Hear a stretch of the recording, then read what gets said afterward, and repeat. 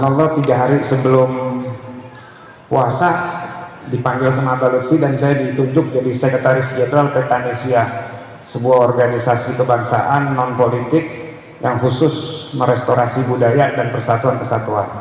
Kerjaannya menggali kuburan keramat, persatuan orang, dan ngurusin anggota yang sebanyak 6 juta se-Nusantara. Saya bilang, nah ini udah isengnya Abah Lutfi lagi ini.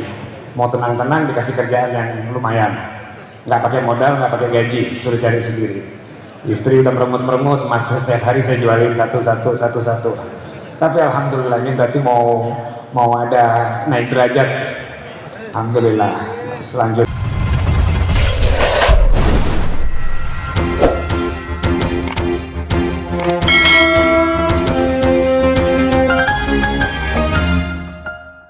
Bismillahirrahmanirrahim. Assalamualaikum warahmatullahi wabarakatuh. Alhamdulillahirabbil alamin alladzi ja'alana minal indonesiyin bi asasi Pancasila tahta liwa'i merah putih bi akhlaqi nabiyina Muhammad sallallahu alaihi wasallam binnika tunggal ika fadzalika rahmatan lil alamin. Allahumma shalli ala sayyidina Muhammad wa ala ali sayyidina Muhammad wa sahbi ajma'in, amma ba'd. Mohon maaf seluruh warga Ba'alawi, warga Habaib, kalau gak mau dibilang semuanya ya oknum lah, oknum Ba'alawi, oknum Habaib, jangan diulangi sekali-kali. Ini satu langkah aja pribumi teriak bersama-sama, baik yang ilmuwan maupun anak jalanan, baik yang di laut, baik maupun yang di darat, semuanya teriak, nggak bisa ditipu. Pak Imron mungkin masih banyak ingat contoh-contoh bagaimana mereka yang menghina para pribumi. Pak Imron, tolong contohkan Pak Imron. Ada salah satu doktrin yang sebenarnya ini bukan hanya kita orang Nusantara, harusnya yang menjadi umat muslim bertanda tanya besar, karena tokoh mereka mengaku telah melakukan Isra Mi'raj 70 kali. Ini kan butuh dipertanggungjawabkan. Kenapa? Lah kalau baginda Rasulullah saja Isra Mi'raj sekali dengan membawa oleh-oleh perintah sholat, ini yang ditokohkan oleh mereka katanya Isra Mi'raj 70 kali, berarti baginda Rasulullah kan sudah nggak ada apa-apanya. Ini bukan lagi melecehkan terhadap kita, Rasulullahnya sendiri aja dilecehkan. Bagaimana hal-hal tersebut terus kita maklumi? Harusnya hal-hal tersebut yang menjadi apa ya, kita sadar bahwasanya mereka sudah overdosis. Kenapa? Karena juga melecehkan baginda Rasulullah Shallallahu Alaihi Wasallam. Ada di beberapa channel yang menyampaikan hal tersebut. Korek semuanya Pak, korek semuanya. Iya, katanya melakukan umroh Isra Mi'raj 70 kali. Hebat bener, Rasulullah aja termasuk makhluk teristimewa cuma sekali seumur hidup dengan oleh-olehnya yaitu perintah sholat. Pertanyaannya, kalau beliau ini benar-benar umroh 70 kali, oleh-olehnya apa yang harus disampaikan kepada umat? Berarti sangat kecil sekali baginda Rasulullah Shallallahu Alaihi Wasallam di hadapan orang ini. Kenapa? Karena dia termasuk lebih sering melakukan perjalanan Isra Mi'raj atau lebih sering bertemu langsung dengan Allah Subhanahu wa Ta'ala. Na'udzubillah. Ini adalah salah satu doktrin sesat yang benar-benar menyesatkan umat. Makanya kita harus sadar kepada orang-orang yang membawa faham-faham yang benar-benar sebenarnya merusak daripada akidah Islamnya kita. Itu Gus Mujib. Dan ada beberapa, setiap manusia yang lahir di muka bumi ini adalah berdasarkan kehendak Allah atau ciptaan Allah Subhanahu wa Ta'ala. Dari kelompok mereka mengatakan ini limited edition, hidung mancung, muka hebat, tapi kalian lihat itu muka tembem kayak Semar. Lah ini dengan perut buncit kayak Semar, ini kan melecehkan daripada produknya Allah. Anda bukan lagi menghinakan orang Nusantara terhadap orang Nusantara, tetapi menghinakan terhadap ciptaan-ciptaannya Allah Subhanahu wa Ta'ala. Apakah layak orang-orang yang seperti ini kita ikuti fatwanya? Apakah layak orang-orang yang seperti ini kita muliakan? Bagi saya jangan. Ini orang-orang yang mengatasnamakan agama tapi sekaligus menginjak-injak agama. Itu sebagiannya Gus. Monggo Pak Mujib. Itu Pak, kalau yang katanya ulama itu jadi pengawalnya tuh gimana itu? Ya, ada ya kan? Itu malah lebih kronis lagi. Kenapa? Yang saya tahu al ulama warasatul anbiya.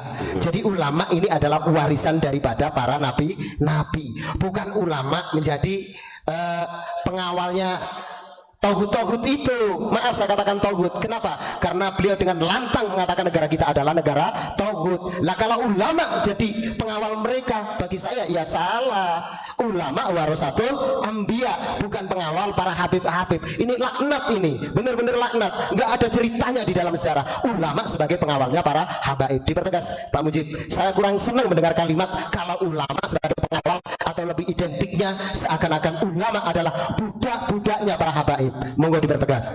Terima kasih. Garisnya al ulama warasatul anbiya diganti al ulama khodamatul habaib gitu. Oh ya, terima kasih.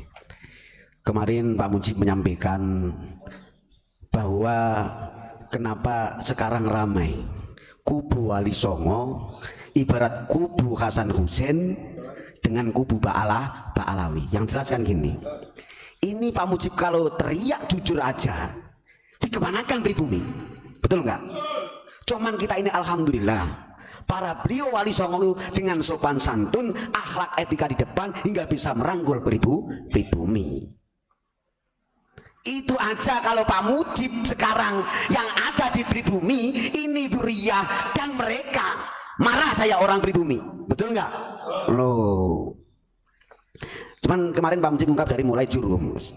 Ini perang berpanjangan sejarah selama hidup di dunia. Jadi Jurhum itu termasuk kabilah suku tertua dari Yaman.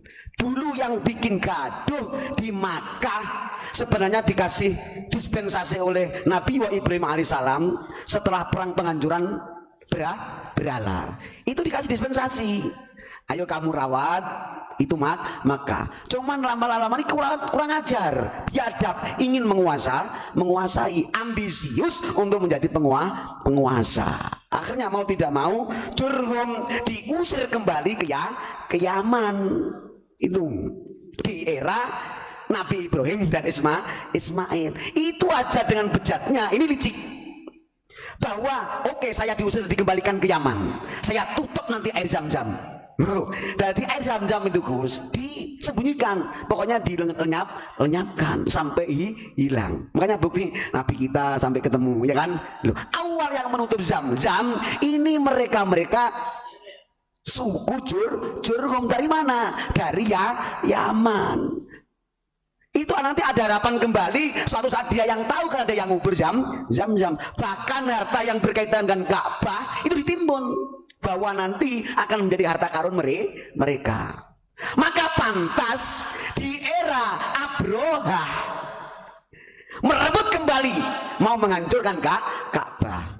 Dalam sejarah mencatat ini sebenarnya bukan faktor agama, tapi faktor ekonomi. Jadi ekonomi global. Ini kalau Yaman sebenarnya nggak ada apa-apanya, miskin. Mau menyerang ke Makkah aja, minta bantuan Najasyi, dihadirkannya yaitu gajah yang besar. Itu Yaman nggak punya itu. Najasyi yang punya. Kita tarik ulur. Berarti berkepanjangan, bos. Kubu Nabi Muhammad, kubu Nabi Ibrahim dengan kubu Jurhum ini sampai ke Nusantara. Masing-masing mencari pendukung. Betul nggak Pak Imron? Jadi intinya bukan siar, tapi mencari kekayaan gitu. Nah, sekarang satu pas, mohon maaf. Sebagai pribumi, kalau dari versi Abuya, saya berangkat ngupas dari berhala, mohon maaf. Pak Mujib berani menaskan sebagai pribumi, sebagai orang Indonesia yang berdasarkan Pancasila adati. Pribumi bicara, kenapa Abuya teriak toreko pun dirampas, betul? Di era Nabi Ibrahim wajar yang namanya berhala. Kalau berhala di era milenial siapa? Yaitu orang-orang yang tidak punya jiwa ruh Pancasila. Ayo sampaikan saudara-saudara, siapapun yang tidak punya ruh jiwa Pancasila. Inilah berhala-berhala di milenial sekarang. Betul? Nah. Lutfi berani merampas seluruh toreko, dirampok dengan dalih bahwa toreko terbaik torekonya habaib. Banyak di videonya. Dia mau menghabaibkan dari Sabang sampai Merauke. Indonesia ini yang ditakuti apa? Rohnya. Kalau roh sudah dirampas, banyak saudara kita, ulama kita yang dijadikan berhala. Kenapa berhala? Rohnya sudah tidak roh Pancasila, beralih dengan roh Yaman. Bahaya ini. Hati-hati. Santri Nusantara lebih kejam. Sekarang Lutfi para habaib adalah berhala di milenial karena rohnya tidak roh Pancasila. Betul nggak? Ini ada masukan dari Mandala Putra. Ayo so. Kaki Habib yang gila atau yang maksiat masih lebih mulia daripada kepala kiai yang bersorban atau kiai yang nikahi hadis Ba'alawi. Itu dikatakan tai. Ini kan kurang ajar. Kiai runtang-runtung ke pemerintahan adalah kiai yang busuk. Ini adalah kalimat-kalimat yang sangat tidak mendidik. Bagi saya pernah ada kalimat seperti ini. Kalau habaib yang gila, katanya nasnya masih duriah Nabi. Kalau kiai yang gila, bagaimana? Jawabannya sebenarnya sama. Habaib yang gila dan kiai yang gila wajib masuk rumah sakit jiwa. Nggak ada yang hebat dan nggak ada yang istimewa. Hanyalah orang yang nggak waras yang mengistimewakan orang gila. Pakai pikiran yang waras. Walaupun Anda habaib, kalau gila ya cepet-cepet bawa ke rumah sakit jiwa. Itu saran saya. Yuk. Jadi jangan mentang-mentang habaib kalau gila masih istimewa. Ya enggak, orang nggak waras kok istimewa. Istimewa apanya? Segera bawa ke rumah sakit jiwa biar sembuh mentalnya. Itu Pak Mujib, karena ada masukan yang sangat menggelitik. Masa orang gila kok lebih istimewa? Istimewa dari mananya? Monggo Pak Mujib. Betul. Kenapa Pak Mujib marah? Ibarat teriakannya Abuya, toriko. Ini merampas seluruh masalahnya. Jiwa Pancasila akhirnya hilang. Kalau di era Nabi Ibrahim jelas berhala itu patung. Tapi dia berdomisili di Indonesia berdasarkan Pancasila, tapi rohnya sudah dirampas menjadi roh Yaman. Ini nggak jauh dengan tentara gajah. Kenapa? Ini fakta berbicara. Kenapa seluruh mursyid dirampok oleh Lutfi dijadikan berhak dan boleh untuk politik? Betul nggak? Loh, kita mengenal bahwa orang-orang guru yang merawat rohnya kita ini mereka para mursyid. Kalau dibelokkan menjadi orang politik, ini bahaya. Rohnya Pancasila hilang, dirubah menjadi roh habaib atau roh Yaman. Ini baru Mujib yang bicara. Makanya mohon maaf, sebenarnya nggak tega kalau kamu sudah menjadi mukhibin berhabaib. Kamu termasuk sudah menjadi benih-benih pengkhianat negara. Saudaraku, dari Sabang sampai Merauke, yang saudara kita masih termakan terdoktrin, ini adalah benih-benih fitnah, yaitu pengkhianat bangsa. Bahaya, karena rohnya sudah tidak roh Pancasila. Bahaya. Tolong yang masih membela habaib, yang jelas langkahnya salah, oknum-oknumnya salah, berarti dia mau menghapus Pancasila. Apakah kurang jelas? Contoh, siapakah yang ngebom Borobudur? Siapa? Siapakah yang ngebom Bali? Itu bukan berhala, bos. Saudara kita, Nabi, saudara kita, dzurriyyah Nabi Adam. Jangan dianggap berhala. Borobudur jangan berhala. Sekarang Mujib teriak habaib adalah berhala karena tidak ada rohnya Pancasila. Kejam, lebih kejam daripada rakyat negara ditindas, dioper alih menjadi negara Yaman. Kelakuannya seperti kelakuan Abrah yang menghancurkan Ka'bah. Dia berdalih tokoh sufi mau menggait seluruh dunia. Betul? Dia itu berdalih action sebagai tokoh sufi sedunia, tapi merampas pribumi. Mursyid-mursyid diperbolehkan untuk ambil politik. Kalau kita awam banyak yang nggak tahu, sebenarnya merampas ruh Pancasila. Sekarang saya jelaskan. Hunaka farqun baina syahadatil pribumi dengan baina syahadatil habaib. Sekarang jelas syahadat pribumi dengan syahadat para habaib beda. Kenapa pribumi syahadatnya Pancasila? Karena Pancasila piagamnya dari Madinah dibawa ke Indonesia. Kalau mereka tidak roh sejalan dengan Pancasila, berarti syahadatnya beda. Muhammad yang ada di Yaman bukan Muhammad yang ada di Madinah. Ayo, naka farkun harus dibedah. Selama rohnya bukan roh Pancasila, syahadatnya jelas bukan syahadat Muhammad Nabi kita yang di Madinah, yang mengajak ummatun wahidah. Boleh berbeda suku, mau Yahudi Nasrani, mangga, silakan berkembangkan agama masing-masing, silakan mengembangkan ekonomi masing-masing, tapi satu, harus menjaga Madinah. Ini persis akhlak baginda Nabi Muhammad yang di Madinah, dibawa oleh ulama Nusantara, dibawa oleh Wali Songo. Satu, nggak ada perbedaan antar suku, dari Sabang sampai Merauke. Yang penting kompak menjaga Indonesia tercinta. Hati-hati sama santruni kecil-kecil, tahu kamu merampas roh-roh Pancasila, kau jadikan berhala. Balik, pribumi mengatakan habaib adalah berhala karena rohnya tidak roh Pancasila, syahadatnya beda dengan syahadat ulama Nusantara. Betul, harus jelas, harus berani. Bahaya. Apalagi saya mendengar ulama kita ini menjadi apa? Pengawalnya para habaib bangsat sia. Makanya PBN nggak berani sama Lutfi karena mereka sudah jelas menjadi kayak pengawalnya Habib. Betul nggak? Lah, waduh. Naudzubillah min dzalik. Sing pas gedho asale sangka telo, Habib ngantuk kawanane londo. Ngono lho Gus. Silakan dibiarkan demi menjaga kebersamaan keutuhan NKRI. Nggak ada yang berani menjelaskan begini Pak, kecuali santri unik. Harus berani. Sekali lagi, yang kau pernah menginjak, menjelek-jelekan, bahkan bicara yang gak anjing dan sebagainya kepada pribumi, kepada ulama Nusantara, antum alhin, sekarang engkau adalah berhala di milenial. Muhammad sallallahu Muhammad. Bahaya, nggak dibabat. Ini kita, apalagi nanti sampai anak cucu kita. Bahaya. Saya ulangi lagi, mereka menjadikan berhala-berhala. Kenapa? Rohnya para mursyid disabu habis untuk berpolitik. Ini mengacak-acak roh Pancasila. Padahal bahaya. Ini intinya adalah syahadat kita sejati, syahadat Muhammad yang menyelesaikan Madinah. Piagam Madinah menjadi piagam Indonesia adalah Pancasila. Hati-hati.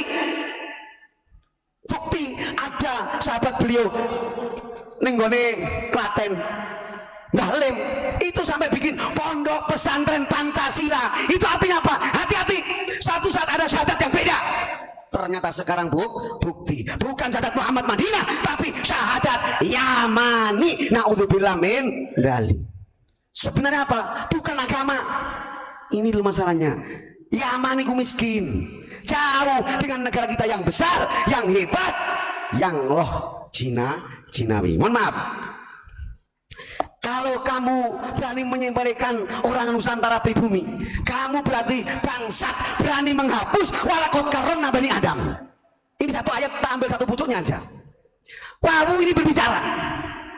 Kalau kata tulisan ini mau istinab, awas, ini alinea baru. Harus tidak boleh gagal paham. Jangan sampai salah fokus kata wawu ini. Ada di alinea baru. Lam itu artinya sungguh, kot lagi sungguh lagi, sampai karomna maknanya juga sungguh lagi. 3 kali Allah berfirman sungguh aku muliakan anak cucu Adam. Sekarang kau hadir bilang anjing sama ulama, bikin orang-orang pribumi nggak berdaya, dianggap hidung pesek, dianggap kayak celengan semar. Bahaya. Kamu berarti tidak bisa membaca ayat walakot karomna bani Adam, anak cucu Adam. Betul verily kata Inggrisnya, dimuliakan oleh Allah Subhanahu wa ta'ala. Makanya dia berani. Muhammad gak ada apa-apanya. Bangsat, mau mengaku nabi kamu ya? Betul nggak? Pesan coba, Kira-kira langkahnya dengan buta-butaan, dengan gaya gila-gilaan, kira-kira faktor apa? Kalau Jurhum suku Yaman untuk menguasai, berarti ibarat rakus itu orang Jurhum, orang Yaman. Hati-hati, karena kita sudah sering menceritakan Utsman bin Yahya, sudah sering menceritakan Prof. Insinyur Orkonyil, betul nggak? Tak ambil paling atas, ternyata berhala, bahaya. Makanya pesan Nabi kita Muhammad SAW, bedakan antara Yaman dengan Indonesia yang tercinta dan terkaya ini. Waqala sallallahu alaihi wasallam, Rasul Nabi kita pernah bersabda, akhwafu ma akhafu ala ummati, yang paling saya khawatirkan yang menimpa kepada umat saya apa? Ayakturu fihimul mal. Suatu saat umat Muhammad ini kaya-kaya, harganya melimpah, tapi apa yang terjadi? Fayatahasadun wa yaktatilun. Apa langkah mereka? Umat Muhammad kalau sudah pada kaya, hartanya melimpah, mereka mengadakan langkah-langkah iri, alian hasud. Bahkan yang tragis, siap berani membantai dan mengadakan pembunuhan. Kenapa Pak Alawi diawali Utsman bin Yahya ke sini? Ini apa? Iri umat Muhammad yang di Nusantara gempa dibalut Nabi, gemerapan hartanya dengan cara beribu cara dia hasut, bahkan berani membunuh. Siapakah yang bilang, Gus, bahwa Jokowi cokodok? Betul? Loh, ini presiden siapa? Picek kamu. Gus Dur tidak buta, bahkan buta lahir, buta batin, picek antum. Betul nggak? Lah ini masih ada saudara kita yang masih dari Muhyiddin. Lah ini yang namanya benih-benih pengkhianat bangsa, yaitu Muhyiddin Berhabaib. Hati-hati. Kalau kamu masih bersikeras menghalangi bahkan siap badan untuk Habaib goblok, nggak sadar-sadar, kamu tertulis benih-benih pengkhianat anak bangsa. Na'udzubillah min dzalik. Makanya beliau Kanjeng Nabi ngasih lagi, istainu ala qada'il hawaij. Makanya hati-hati. Kalau umat Muhammad ini sudah kaya, mereka itu iri, bahkan membunuh siap, membantai siap. Kamu harus bil kitmani. Kalau ada keperluan apa-apa harus disembunyikan.